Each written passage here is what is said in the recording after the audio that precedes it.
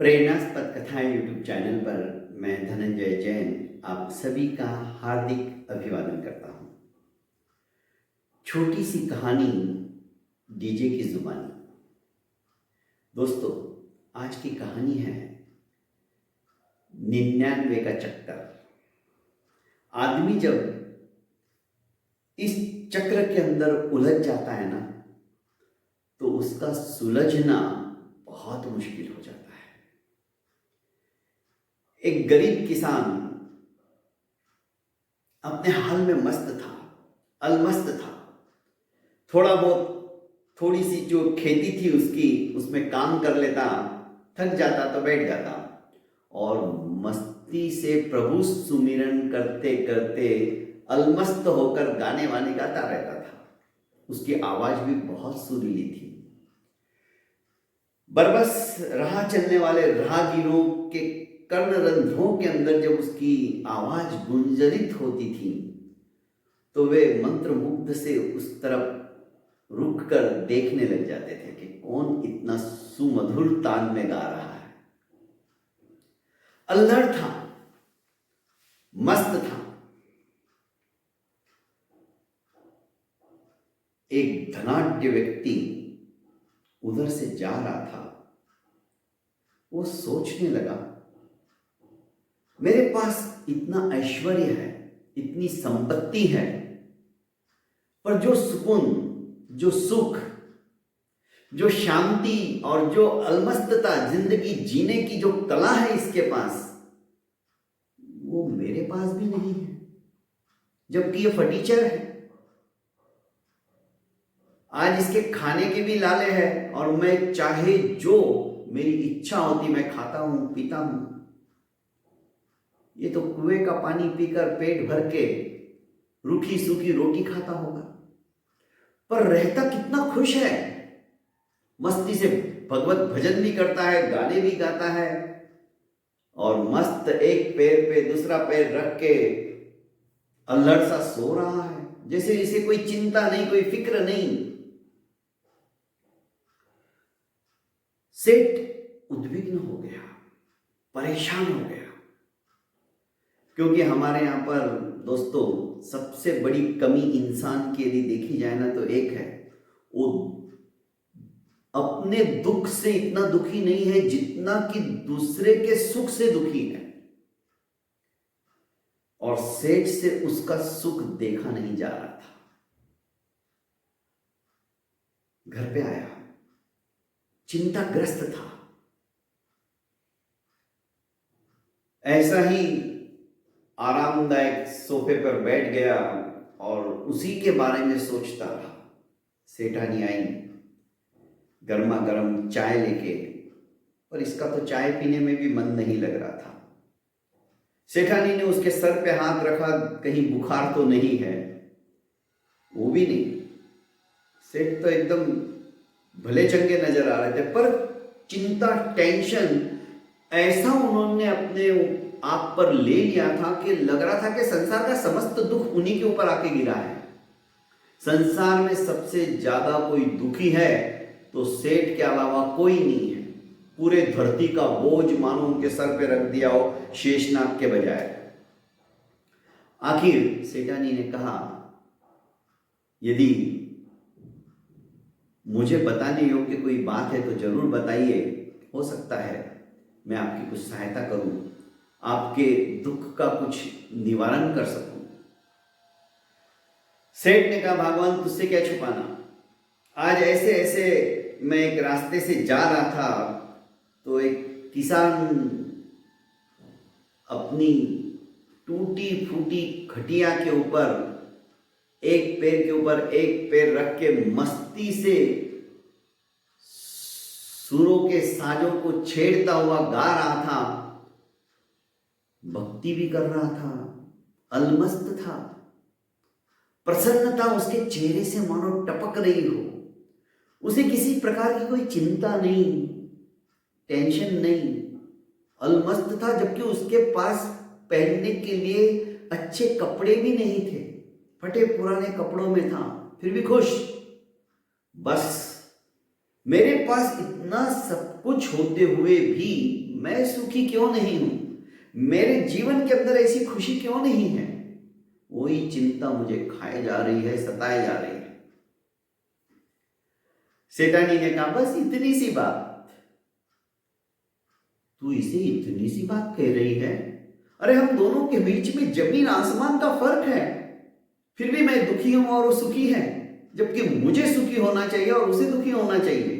मेरे पास क्या कमी है और उसके पास है क्या? सेठानी ने कहा वो अभी तक 99 के चक्कर में पड़ा नहीं है। जिस दिन वो 99 के चक्कर में पड़ जाएगा ना, उस दिन उसका सुख, उसका चैन, उसकी शांति सब कुछ समाप्त हो जाएगी। तू क्या कह रही है भगवान? मैं सही कह रही हूं। एक काम करो, 99 स्वर्ण मुद्राएं पोटली में बांधकर उसकी झोपड़ी के बाहर सवेरे सवेरे वो उठे उससे पहले ही रख के आ जाना। इससे क्या होगा देखो तो सही, आगे आगे होता है क्या। सेठ ने कहा ठीक है, हमारे पास तो कोई कमी नहीं है। सेठ ने 99 स्वर्ण मुद्राएं गिनी, पोटली बांधी रेशम की, और सवेरे सवेरे ब्रह्म मुहूर्त में उठकर उसकी झोपड़ी के आगे रख के आ गए।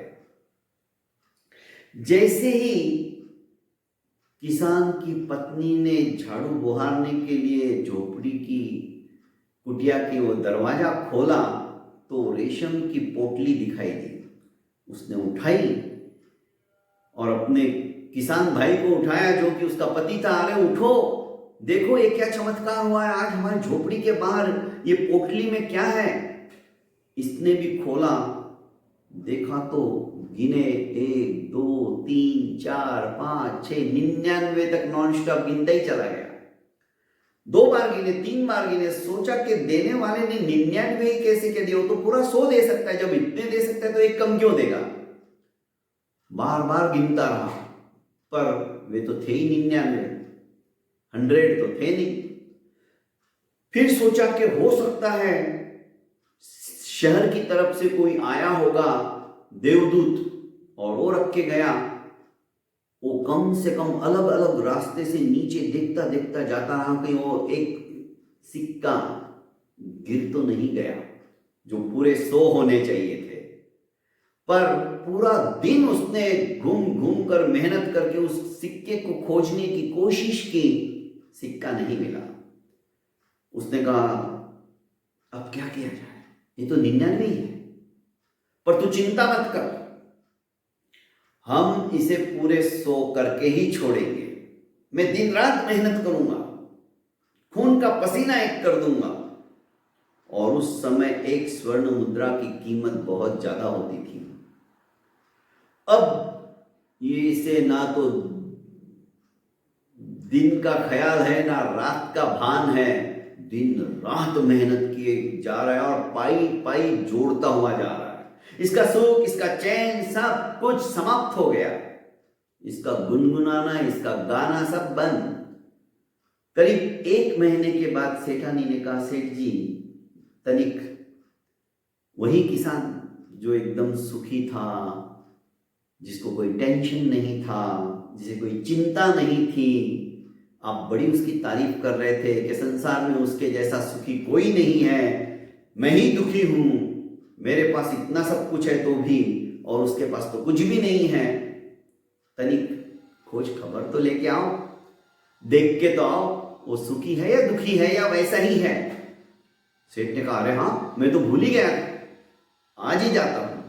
और सेठ मध्याह्न के समय जब वहां पर जाते हैं, देखते हैं तो पसीने से तरबतर हो रहा है, खेत में लगा हुआ है, अपने काम से जुटा हुआ है बैल की तरह।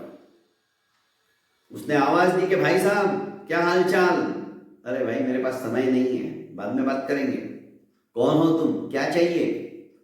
अरे भाई तनिक पानी तो पिला दो। अरे यार तुम कैसे आदमी हो, यहां मरने की फुर्सत नहीं है।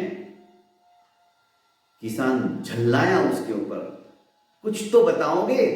अरे क्या बताऊं यार, तुम लोगों को कुछ काम धाम तो है नहीं, यहाँ दिन रात मेहनत करनी पड़ती है, तब कहीं जाके एक पैसा नजर आता है। और अब मेरा कुछ गोल अलग है, मेरा सपना अलग है, मेरी सोच अलग है। 99 का चक्कर जब तक खत्म नहीं होता है ना दोस्तों, व्यक्ति चक्रव्यूह के अंदर फंसता ही चला जाता है। अब 99 के 100 करने के लिए ये दिन रात मेहनत कर रहा है, इसका सुख चैन शांति सब कुछ समाप्त हो चुका था। सेठ समझ गए 99 का चक्कर इस किसान के जिंदगी के अंदर शुरू हो गया है। काश मेरी पत्नी ने ये सबक मुझे सिखा दिया होता तो शायद मैं इस झंझट में रहकर भी इस चक्रव्यूह से बाहर हो जाता।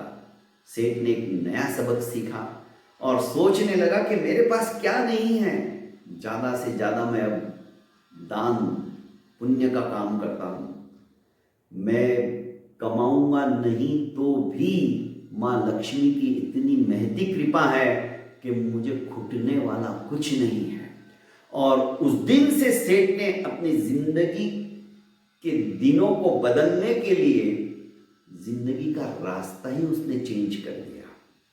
99 का चक्कर छोड़ दिया और कईयों को उसने सुख और शांति का रास्ता कैसे अपनाना चाहिए, आज इतना सब कुछ पाकर भी मैं क्यों अशांत था।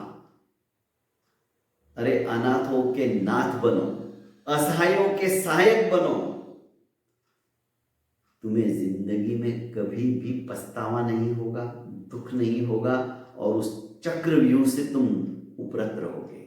बहुत बहुत धन्यवाद दोस्तों।